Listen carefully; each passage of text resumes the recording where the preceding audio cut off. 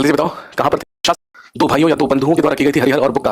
इसमें हम चार राजवंशों के बारे में पढ़ेंगे। जो सबसे पहला होगा संगम डायनेस्टी या संगम वंश, जिसका सबसे पहला शासक बनेगा हरिहर प्रथम। विजयनगर साम्राज्य की स्थापना पूछे तो हरिहर और बुक्का दोनों के नाम आएंगे, लेकिन अगर संगम राजवंश की बात करें, संगम वंश की, हम सब जानते हैं संस्थापक होगा हरिहर प्रथम। राम, सुजीत, रंजन, निखिल, गोलू, किम, साक्षी, दीपक, सुमित, नैना, क्रांति, क्रांति, ग्रेट, सुमित, शैलू, अफशाह, रणबीर, रजत, प्रीतम। जी आ जाइए सारे के सारे लोग, सुस्वागतम आप सभी लोगों का। और हम पढ़ रहे हैं विजयनगर एम्पायर। शुरुआत हमने कर ली थी, कैसे शुरू हुआ इसके बारे में हमने बात कर ली थी। अब हम बात करेंगे डायनेस्टीज और रूलर्स के बारे में, बहुत ज्यादा डीपली नहीं, जितना एग्जाम के लिए इंपॉर्टेंट है, कारगर है, सिर्फ उतना। तो आज मेडिवल इंडिया को हम फेस करेंगे। ऑनलाइन क्लास कंटिन्यू रहेगा, जी रहेगा या नहीं रहेगा ये मोदी जी बताएंगे। आप सब जानते हैं संडे को नेशनल कर्फ्यू की घोषणा कर दी गई है, तो ज्यादातर जो हमारे स्टाफ है जो पब्लिक ट्रांसपोर्ट से आते हैं वो छुट्टी पर भेज दिए गए हैं। मेट्रो का इस्तेमाल करके जो आते हैं वो भी छुट्टी पर भेज दिए गए हैं। टीचर्स लोग आ रहे हैं, टीचर्स क्योंकि अपने अपने व्हीकल से आते हैं या फिर 11 नंबर की गाड़ी से आते हैं पैदल चल चल के। तो देखते हैं जैसा भी होगा, आज शाम तक डिसाइड करेंगे। और हो सकता है कि प्रिकॉशन पॉइंट ऑफ व्यू से बंद भी करना पड़े, लेकिन अभी तक ऐसा कुछ नहीं है। कल तो शायद हो सकता है छुट्टी रहे, सैटरडे संडे 2 दिन वेट कर सकते हैं, देखेंगे फिर क्या हालात होते हैं, कितने केसेस और उजागर होते हैं और उभर कर आते हैं, फिर डिसाइड करेंगे कि क्या करना है। वैसे ऑनलाइन क्लासेस पर ज्यादा फर्क नहीं पड़ेगा, उसके लिए आप टेंशन मत लीजिए। हमारी तरफ से ये कोशिश रहेगी कि सेवा प्रदान की टीवी पर पूरा दिन क्लासेस, ज्योग्राफी का सिलेबस सबसे ज्यादा कि भाई अब कैंसिल नहीं हुआ है मेरी आदत। और रही बात चाहे थैंक भाई all I am not at बहुत आप जाको हम लोग, और हम सब जानते हैं कर्नाटका का जो वर्तमान में हम्पी क्षेत्र है वही क्या था पहले, विजयनगर साम्राज्य, जिसकी स्थापना हरिहर और बुक्का नामक दो बंधुओं ने 1336 में की थी। और इसमें हम पढ़ेंगे सबसे पहले हेडिंग लीजिए संगम डायनेस्टी या संगम वंश के बारे में। संगम डायनेस्टी या संगम वंश, और हम सब जानते हैं संगम डायनेस्टी या संगम वंश का शासनकाल 1336 ईस्वी से लेकर 1485 ईस्वी तक रहा। एंड द फर्स्ट रूलर और the founder of Sangam dynasty was Harihar first या हरिहर प्रथम। इस वंश का सबसे पहला शासक या फाउंडर हरिहर प्रथम हुआ, जिसने 20 साल, लगभग 20 साल 1336 से लेकर 1356 तक शासन किया। सबसे पहला रूलर लिख लीजिएगा हरिहर प्रथम। हिस्ट्री बोरिंग सब्जेक्ट लगता था पहले, और आपका हिस्ट्री स्पेशल बैच का डेमो आगे नहीं पढ़ पाऊंगा मैं। और जीएस 13 में मोहम्मद कासिम, ओके मोहम्मद बिन कासिम का वीडियो नहीं है सर मेरे भाई, अगर नहीं है मैं चेक कर लूंगा, अगर नहीं है तो डेफिनेटली आज ही डलवा दूंगा। नितिन सर की रिकॉर्डिंग क्लास मिल सकती है क्या? अरे भैया टी सीरीज कंपनी थोड़ी है कि यहाँ पर कैसेटें बिकेंगी, सीडीज मिलेंगी, रिकॉर्डिंग क्लास का कॉन्सेप्ट नहीं है भाई मेरे भाई, यहाँ पर सिर्फ लाइव क्लास का कॉन्सेप्ट है जी। चलिए हरिहर प्रथम लिख लीजिएगा। He made Anegondi his first capital. इसने अपनी राजधानी अनेगोंडी को बनाया। मैंने कल ही लिखवाया था, अनेगोंडी विजयनगर साम्राज्य की सबसे पहली राजधानी थी, लेकिन बाद में ही shifted his capital to Vijayanagar, और उसके बाद इसने अपनी राजधानी को विजयनगर स्थानांतरित किया। तो पहली राजधानी अनेगोंडी बनाई गई थी हरिहर प्रथम के बाद, और उसके बाद उसे शिफ्ट किया, स्थानांतरित किया गया था विजयनगर में। इसके बाद in 1346 he attacked on Hoysala and added it into Vijayanagara empire. 1346 ईस्वी में इसने होयसल पर आक्रमण करके उसे विजयनगर साम्राज्य में मिलाया। होयसल जो कर्नाटका का ही क्षेत्र है, दक्षिण का ही क्षेत्र है, वहीं पर अटैक करके इसने उसे भी किसमें मिलाया, विजयनगर साम्राज्य में मिलाया, जो बात है 1346 ईस्वी की। इन 1352-53 ही कॉन्कर्ड मदुरा। 1352-53 ईस्वी में इसने मदुरा पर अधिकार करके उसे भी विजयनगर साम्राज्य में मिलाया। हरिहर प्रथम was succeeded by his younger brother. Harihar प्रथम का उत्तराधिकारी इसका ही छोटा भाई हुआ, जिसको हम सब जानते हैं बुक्का या बुक्का प्रथम। और अगला शासक सिंहासन पर बैठा बुक्का फर्स्ट या बुक्का प्रथम। 1356 से लेके 1377 ईस्वी तक संगम डायनेस्टी का दूसरा रूलर हुआ बुक्का प्रथम।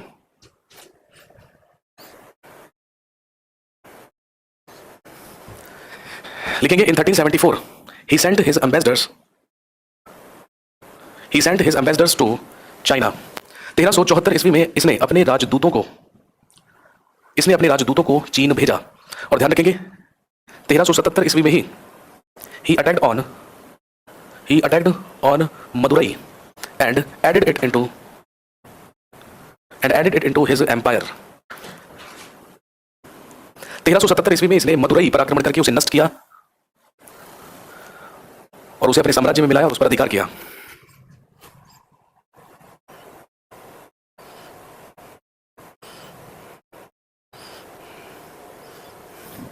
इसके बाद अगला पॉइंट बनता है, लिखेंगे ही defeated Bahmani sultan Mohammad Shah first. इसने बहमनी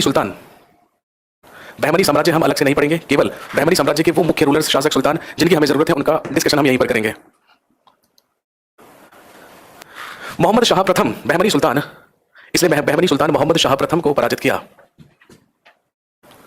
और ध्यान रखेंगे बहमनी सुल्तान मोहम्मद शाह प्रथम को हराकर इसने रायचूर क्षेत्र पर अधिकार किया। और अब रायचूर क्षेत्र भी क्या बन गया, विजयनगर साम्राज्य का ही पार्ट बन गया। लेकिन ये रायचूर किसको कहते हैं, तो ध्यान रखेंगे कृष्णा और तुंगभद्रा दोआब को ही क्या कहा जाता था? रायचूर कहा जाता था। हम सब जानते हैं कृष्णा नदी और तुंगभद्रा नदी के दोआब क्षेत्र को ही रायचूर कहा जाता था। और हम सब जानते हैं दोआब क्या होता है? दो नदियों के बीच जो मैदानी भाग होता है, जो मैदानी पार्ट होता है, उसी को क्या कहा जाता है? दोआब कहा जाता है। उस पर भी इसने अधिकार किया। इसके अलावा ध्यान रखेंगे, he gave conservation to Hinduism, इसने हिंदू धर्म को संरक्षण दिया। और इसने वेद मार्ग प्रतिष्ठापक की उपाधि धारण की। और इसने वेद मार्ग प्रतिष्ठापक की उपाधि ली। संगम वंश की पीडीएफ नहीं है सर जी, भैया नहीं है। होती तो अपलोडेड होती ना आपके पास, नहीं है, नोट कर लीजिए, थोड़ा सा हाथों को कष्ट दीजिए।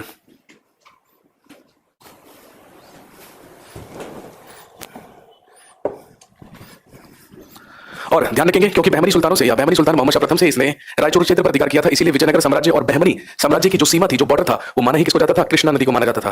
कृष्णा नदी was basically the border of या border between Vijayanagara and Bahmani empire. इसके बाद ध्यान रखेंगे, Bukka first was succeeded by Harihara द्वितीय। इसके बाद संगम वंश का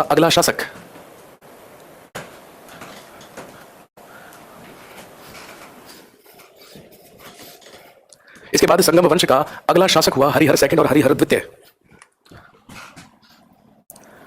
जिसने 1377 ईस्वी से लेकर 1404 ईस्वी तक शासन किया संगम वंश में, विजयनगर एम्पायर में। और ध्यान रखेंगे, ही टुक द टाइटल ऑफ महाराजाधिराज, इसने महाराजाधिराज की उपाधि धारण की। ही टुक द टाइटल ऑफ महाराजाधिराज।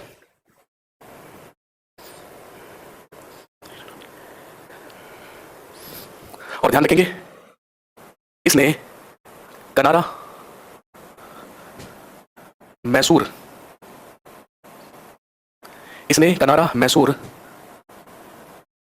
त्रिचनापल्ली, कांची और श्रीलंका के शासकों से, इसने कनारा, मैसूर, त्रिचनापल्ली, कांची और श्रीलंका के शासकों से राजस्व वसूल किया। और हम सब जानते हैं राजस्व का मतलब क्या है? रेवेन्यू।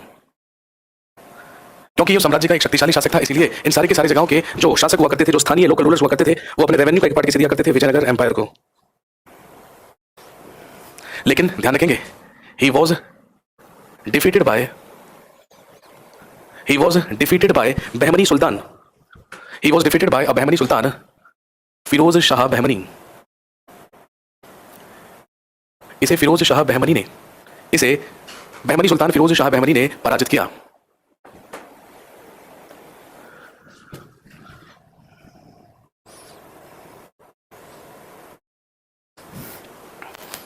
लेकिन ध्यान रखेंगे, द बिगेस्ट अचीवमेंट या इसकी सबसे बड़ी उपलब्धि, his biggest achievement was that ही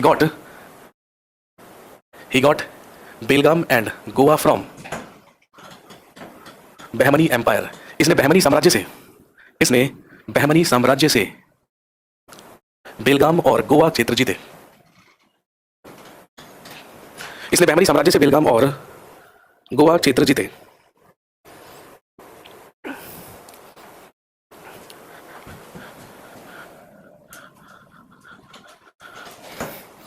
इसके बाद अगला शासक लिखिए देवराय फर्स्ट। इसके बाद अगला रूलर बना देवराय प्रथम या देवराय फर्स्ट।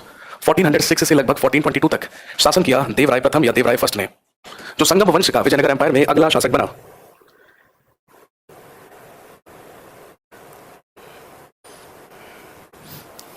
और ध्यान रखेंगे, जैसे ही देवराय प्रथम सिंहासन पर बैठा, एक बार फिर से Firoz Shah Bahmani attacked on him and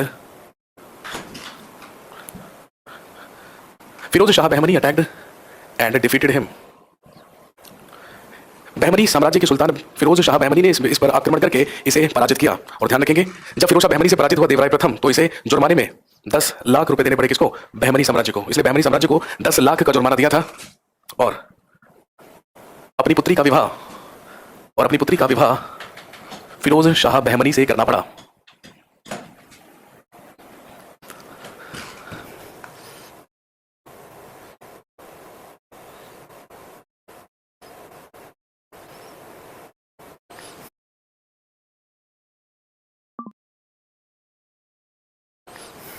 महत्वपूर्ण काम जो देवराय प्रथम के द्वारा किया गया, ध्यान रखेंगे, 1410 ईस्वी में तुंगभद्रा नदी पर बांध बनाकर इसने विजयनगर तक नहरें बनवाई। 1410 ईस्वी में तुंगभद्रा नदी पर बांध बनाकर इसने विजयनगर तक नहरें बनवाई।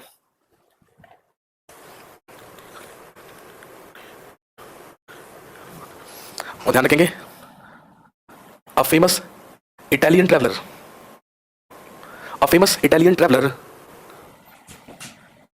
निकोली Conti arrived in his court. प्रसिद्ध इतावली यात्री जिसका नाम था निकोली कॉन्टी, इसी के दरबार में आया था। एक इटालियन ट्रैवलर हुआ करता था, इटालियन यात्री हुआ करता था जो इसके दरबार में आया था।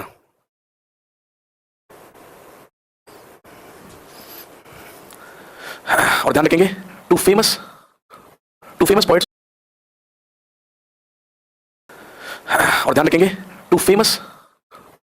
Poets of his court. इसके दरबार के दो प्रसिद्ध कवि हुआ करते थे, हरिविजय और श्रीनाथ। देवराय प्रथम के ही दरबार में दो महान कवि रहा करते थे जिनके नाम हरिविजय और श्रीनाथ थे। ये दोनों तेलुगु भाषा के महान कवि हुआ करते थे जिनके नाम हरिविजय और श्रीनाथ थे। देवराय प्रथम के ही दरबार में रहा करते थे। देवराय प्रथम के बाद संगम वंश का विजयनगर साम्राज्य का अगला शासक बना देवराय सेकंड और देवराय द्वितीय,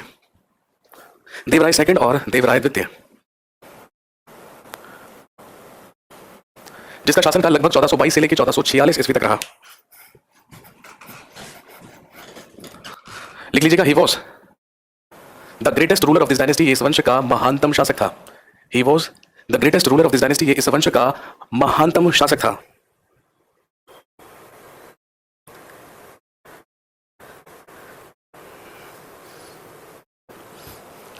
और ध्यान रखेंगे, इसकी जनता इसे इंद्र का अवतार मानती थी। And he took the title of Gajabetekara. और इसने अपने शासनकाल में गजबेटकर की उपाधि धारण की थी। और दोस्तों ध्यान रखेंगे, गजबेटकर का मतलब होता है द हंटर ऑफ एलिफेंट्स या हाथियों का शिकारी।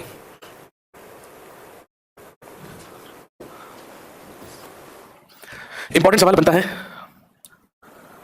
अ Persian ambassador Abdul Razzaq arrived in his court. इसी के दरबार में एक फारसी राजदूत अब्दुल रज़ाक आया। इसी के दरबार में एक फारसी यात्री आया जो एम्बेसडर था पर्शिया का या ईरान का, जिसका नाम था अब्दुल रज़ाक। मानबाई, जगत गोसाई और नूरजहां में कौन आत्महत्या करके मर गई थी मुगल काल में? मेरे भाई, जो जहांगीर सलीम की पहली पत्नी थी मानबाई। तो ध्यान रखेंगे, मानबाई ही सलीम की या जहांगीर की वो पत्नी थी जिसने उसकी शराब और अफीम के सेवन की लत से परेशान होकर आत्महत्या कर ली थी। तो शी वाज मानबाई। ध्यान रखेंगे, सही क्वेश्चन है, बिल्कुल एग्जाम में आया भी हुआ है और एग्जाम में आने लायक सवाल है। एग्जाम में पूछा गया था जहांगीर की कौन सी पत्नी ने उसकी आदतों से परेशान होकर आत्महत्या की थी या सुसाइड किया था। तो ध्यान रखेंगे, शी वाज मानबाई, जो उसकी सबसे पहली पत्नी हमने लिखी थी।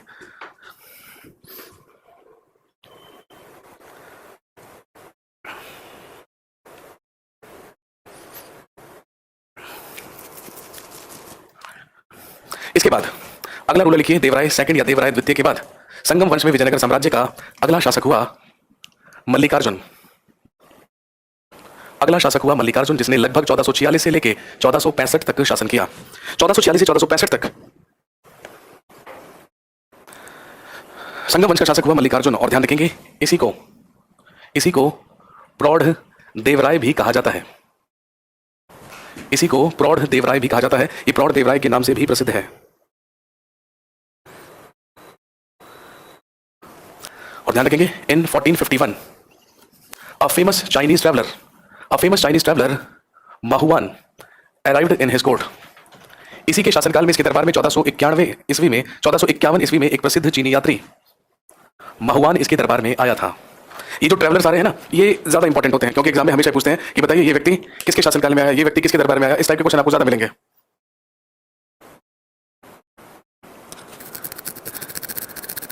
सारे रूलर्स का टाइम पीरियड याद करना पड़ेगा क्या? जी नहीं, घबराइए नहीं। मेडिवल इंडिया में एग्जाम में कोई तारीख नहीं पूछी जाती है, ना ही विजयनगर एम्पायर से। आप प्रीवियस ईयर्स के क्वेश्चन जब चेक करोगे तो आपको मुश्किल से इक्का दुक्का कोई सवाल मिलेगा जो आपसे पूछ लिया गया हो कि बताइए ये किस वर्ष हुआ था। सिर्फ एक तालीकोटा का युद्ध है जो आपसे पूछा जा सकता है, जिसकी डेट पूछी जा सकती है। इसके अलावा कुछ भी आपसे डेट्स तो नहीं पूछी जाएंगी, केवल और केवल आपसे बाकी फैक्ट्स पूछे जाएंगे। तो डेट्स को लेकर परेशान होने की जरूरत नहीं है।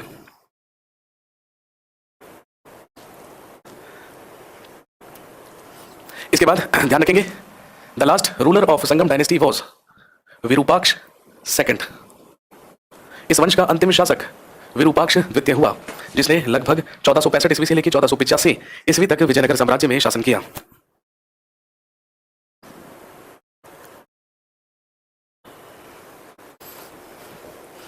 और दोस्तों ध्यान रखेंगे इसी विरूपाक्ष द्वितीय का एक सामंत हुआ करता था, एक मंत्री हुआ करता था जिसका नाम था, इसी का एक मंत्री हुआ करता था जिसका नाम था नरसिंह सालुव।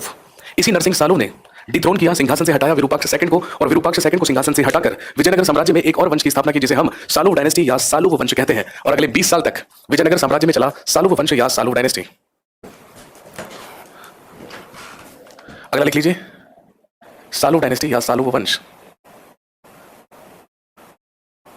सालुव डायनेस्टी या सालुव वंश 1485 ईस्वी से लेकर लगभग 1505 ईस्वी तक विजयनगर एम्पायर में शासन किया सालुव डायनेस्टी या सालुव वंश ने। और ध्यान रखेंगे इसकी स्थापना नरसिंह सालुव के द्वारा की गई। इसका संस्थापक हुआ नरसिंह सालुव, जो सामंत हुआ करता था विरूपाक्ष सेकंड या विरूपाक्ष द्वितीय का।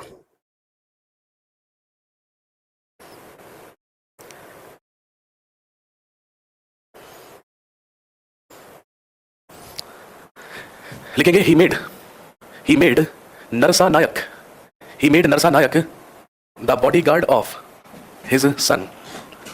इसने नरसा नायक नामक व्यक्ति को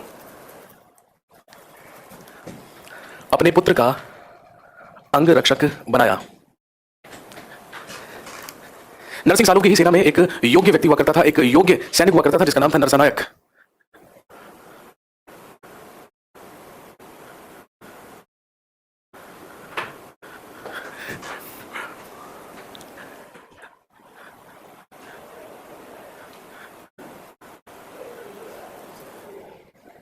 जी मैं बता चुका हूं, जो पहली क्लास अगर नहीं डली है तो मेडिकल इंडिया की, वो मैं आज अपलोड करा दूंगा, एक बार चेक कर लूंगा वो डली है या नहीं डली है।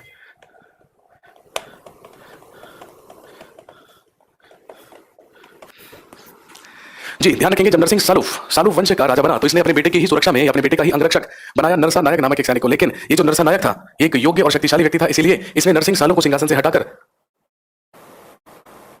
खुद विजयनगर साम्राज्य का सिंहासन हासिल कर लिया। और ध्यान रखेंगे विजयनगर साम्राज्य का एक्चुअल रूलर या वास्तविक शासक ही कौन बन गया? नरसा नायक बन गया।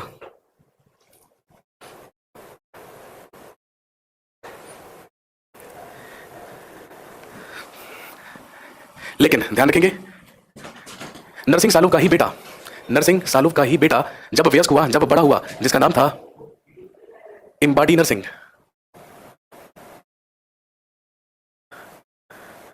लेकिन जब नरसिंह सालुव का बेटा बड़ा हुआ जिसका नाम इम्बाडी नरसिंह था, तो इम्बाडी नरसिंह और नरसा नायक के बीच में सिंहासन को लेकर विवाद हुआ, डिस्प्यूट हुआ और दोनों के बीच लड़ाई हुई। और इसी लड़ाई में नरसा नायक ने इम्बाडी नरसिंह को पराजित किया एंड ही अरेस्टेड हिम, और उसे इसने नजरबंद कर दिया, उसे अरेस्ट करके रख दिया। और ध्यान रखेंगे इम्बाडी नरसिंह was arrested and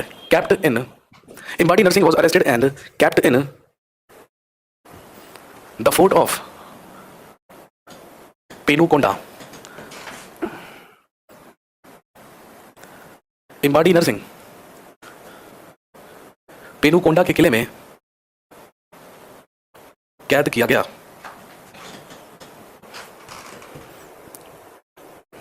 और उधर ध्यान रखेंगे नरसा नायक ने चोल चेर और पांड्य राजाओं पर आक्रमण करके उन्हें विजयनगर के अधीन किया।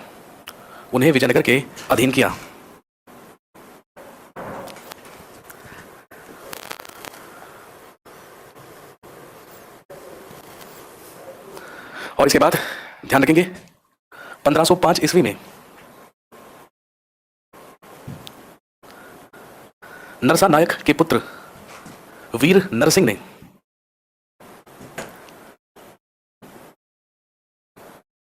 इम्बाडी नरसिंह की हत्या की और एक नए वंश की स्थापना की। इम्बाडी नरसिंह जिसको अरेस्ट करके और जिसको नजरबंद करके पेनुकोंडा के किले में रखा गया था, उसी की हत्या की नरसा नायक के बेटे ने जिसका नाम था वीर नरसिंह। और ध्यान रखेंगे वीर नरसिंह ने ही इम्बाडी नरसिंह की हत्या करके 1505 ईस्वी में विजयनगर एम्पायर में एक नई डायनेस्टी, एक और राजवंश की शुरुआत की, जिसे हम कहते हैं तुलुव वंश या तुलुव डायनेस्टी, जिसने अगले 65 साल तक शासन किया विजयनगर एम्पायर में। तो लिख लीजिएगा अगली डायनेस्टी है तुलुव डायनेस्टी या तुलुव वंश। तुलुव डायनेस्टी या तुलुव वंश लगभग 1505 से लेके 1570 ईस्वी तक शासन रहा तुलुव राजवंश का या तुलुव डायनेस्टी का।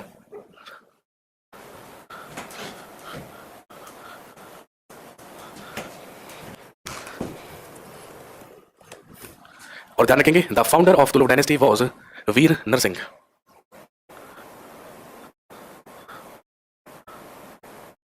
तुलुव राजवंश की स्थापना वीर नरसिंह के द्वारा की गई,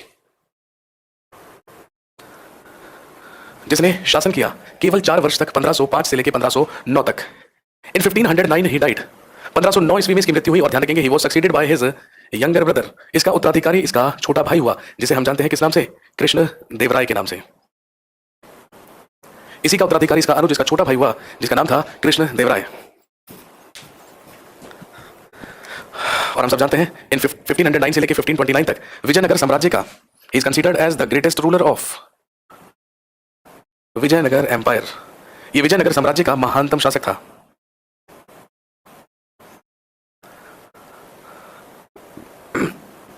और हम ऑलरेडी डिस्कस कर चुके हैं कि जब बाबर हिंदुस्तान आया था, भाई हम सब जानते हैं 1519 ईस्वी में बाबर ने हिंदुस्तान में अपना पहला आक्रमण भेलागढ़ के किले पर किया था। और उस समय दक्षिण भारत में विजयनगर साम्राज्य में तुलुव राजवंश में रूल किया करता था कृष्णदेवराय। इसीलिए जब बाबर ने अपनी ऑटोबायोग्राफी लिखी या जब अपनी आत्मकथा लिखी, तो उसमें इसने हिंदुस्तान का सबसे जो शक्तिशाली शासक था वो बताया है, किसको था, कृष्णदेवराय को बताया था। ये बात हमने जब हम बाबर पढ़ रहे थे तब मैंने आपको बताया था।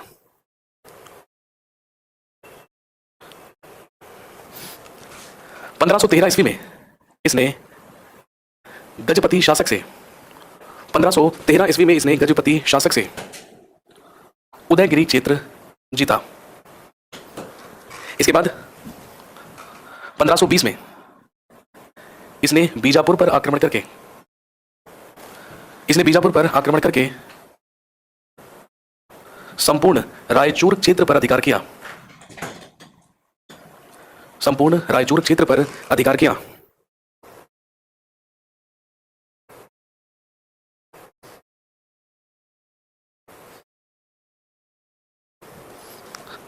और ध्यान रखेंगे कृष्णदेव राय की पुर्तगालियों से मित्रता थी, क्योंकि बीजापुर से दुश्मनी या शत्रुता थी। और हम सब जानते हैं पुर्तगालियों ने भी बीजापुर के ही आदिल शाही शासक से ही तो गोवा छीना था। जब अधिकार हुआ था पुर्तगालियों का किस पर, गोवा पर। पुर्तगालियों के संबंध कृष्णदेव राय से अच्छे हुआ करते थे।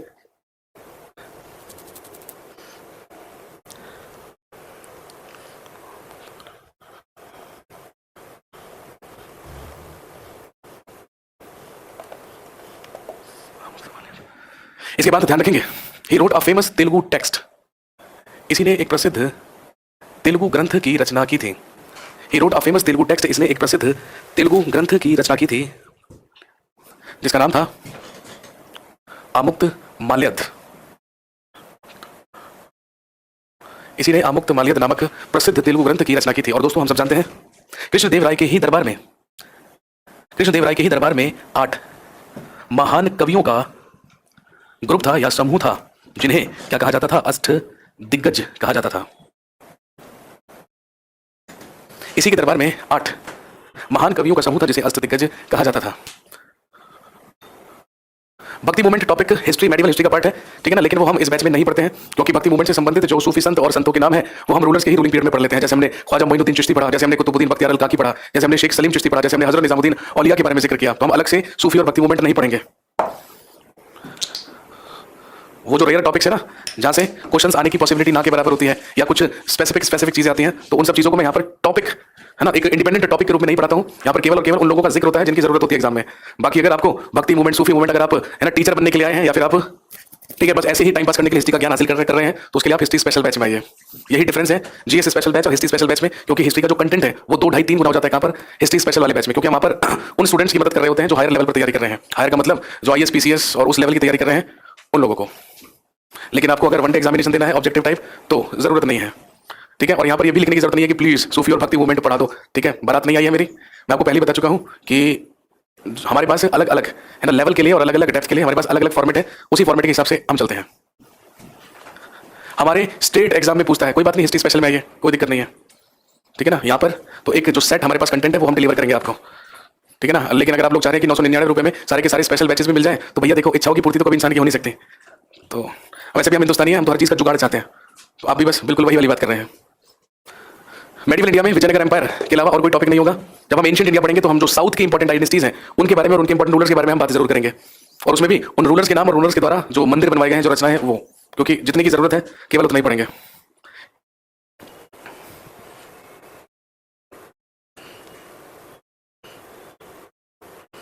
इसके बाद ध्यान रखेंगे Krishnadeva Raya founded a city near Vijayanagara named Nagalapura. इसी ने विजयनगर के समीप एक शहर की स्थापना की जिसका नाम था नागलापुर।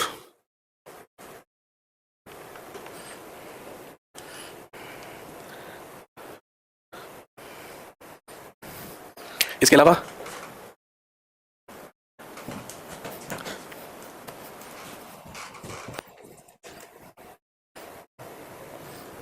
कृष्णदेव राय ने ही अपने शासनकाल में हजारा मंदिर और विठल देव मंदिर का निर्माण करवाया।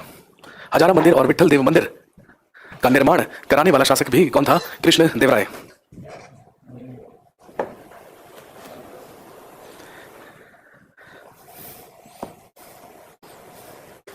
इसके बाद 1529 तक शासन किया कृष्णदेव राय ने। उसके बाद इसकी मृत्यु हुई और मरने से पहले इसने अपना उत्तराधिकारी घोषित किया अच्युत देव राय को। और ध्यान रखेंगे इसका उत्तराधिकारी हुआ अच्युत देव राय। इसका उत्तराधिकारी हुआ अच्युत देव राय, जिसने 1529 से लेकर 1542 ईस्वी तक शासन किया।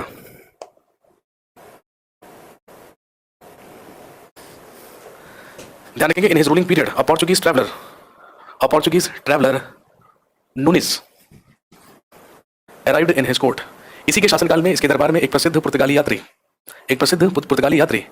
नूनिज इसके दरबार में आया।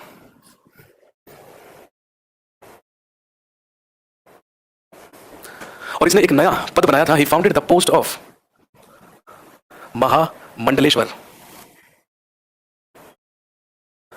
और इसने महामंडलेश्वर नामक पद की भी स्थापना की।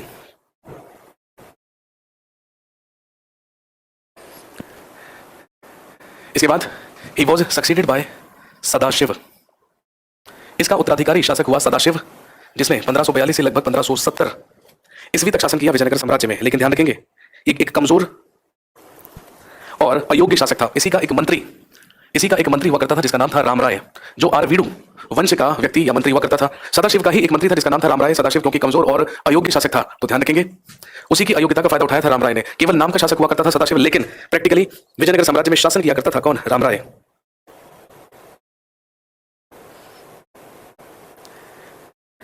और ध्यान रखेंगे सदाशिव के ही शासनकाल में 1565 ईस्वी में लड़ा गया बैटल ऑफ तालीकोटा या तालीकोटा का युद्ध। और हम सब जानते हैं यही वो निर्णायक युद्ध माना जाता है जहां से विजयनगर साम्राज्य खत्म होने के कगार पर पहुंचा या उसका पतन शुरू हुआ।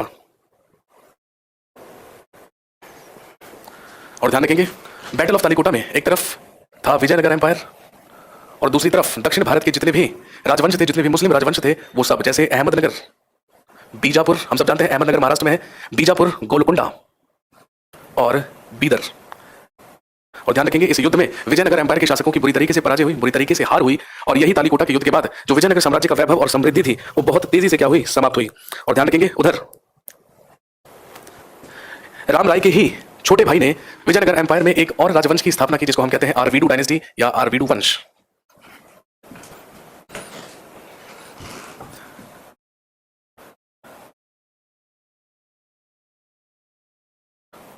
आरवीडू डायनेस्टी या आरवीडू वंश जो चला लगभग 1570 से लेकर 1649 ईस्वी तक। और ध्यान रखेंगे the founder of Aravidu dynasty in Vijayanagara empire was Tirumala या तिरुमल। आरवीडू वंश की स्थापना तिरुमाल या तिरुमल के द्वारा की गई। Who was the brother of Rama Raya, जो राम राय का भाई हुआ करता था।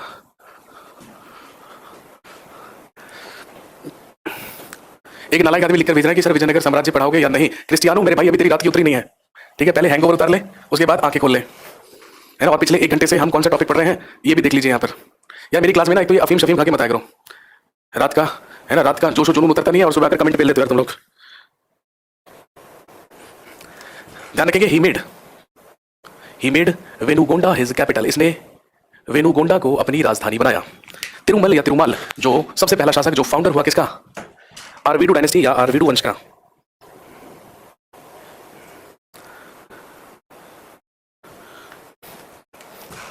पंद्रह सौ 1570 से लगभग 1586। इसके बाद 1586 में तिरुमल या तिरुमाल के बाद अगला राजा बना वेंकट सेकंड या वेंकट द्वितीय, वेंकट सेकंड या वेंकट द्वितीय।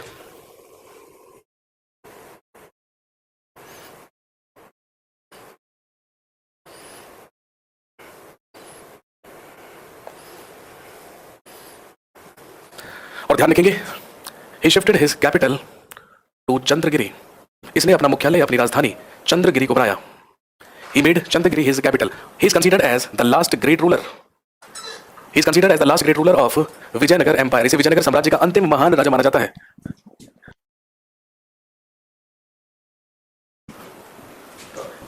कंप्यूटर जी, क्रिस्टियानो रोनाल्डो को तुरंत ब्लॉक कर दिया जाए। ओके जी, गुड बाय क्रिस्टियानो, अब आपकी हमें कोई जरूरत नहीं है। वेंकट द्वितीय ही, अरे ये क्या कर दिया तूने?